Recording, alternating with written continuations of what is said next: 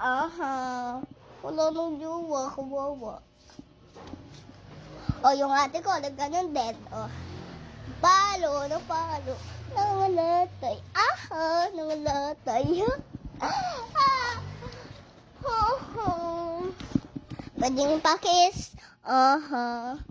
Bawal na magmahal. Alam nyo, pag jowa, bibreak din kayo. Alam nyo ba? Sawa nyo dati, binigyan na kayo.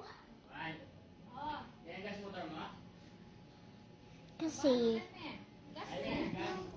may jowa na. May jowa na maganda.